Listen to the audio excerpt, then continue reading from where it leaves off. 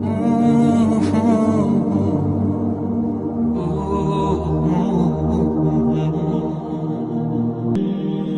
رابطہ عرش کے مالک سے ہے پھر خود کو مایوس نہیں کیا کرتے، اس سے جب مرضی بات کر لیا کرتے ہیں۔ جب اس سے ہمت مانگی جائے، اس سے صبر مانگا جائے، وہ جانتا ہے میرا بندہ مانگ رہا ہے مجھ سے، میرے علاوہ اور کون دے گا۔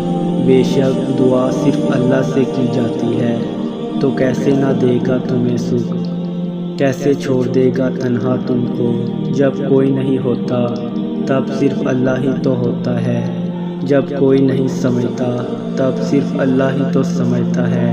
وہ رگ رگ سے واقف ہے، نہ بھی بتاؤ تو وہ سارے حال خوب جانتا ہے۔ اور جب امید اللہ سے لگی ہو تو ٹوٹنے کا کوئی امکان نہیں ہوتا۔ پھر تم صبر اور یقین کا دامن کبھی نہیں چھوڑتے، اور اللہ تمہاری پچھلی تڑپ کو دیکھ کر، تمہاری خاموش بھری دعائیں دیکھ کر تمہارے لیے معجزہ کرتا ہے۔ رکھنا اللہ جب راضی ہوتا ہے تو ہدایت دیتا ہے، اور اللہ ہدایت بھی کسی کسی کو دیتا ہے۔ اگر آپ کو ہدایت ملی ہے تو دھیان رکھیں کہ اللہ آپ سے کبھی ناراض نہ ہو، آپ کے کسی بھی کام سے۔ یہ آندھا یقین جو کرتے ہو لوگوں پر، ایک بار تو کر کے دیکھو اپنے رب پر۔ یہ جو غم کے بادل ہیں سب جٹ جائیں گے، پھر دیکھنا کتنے معجزے ہو۔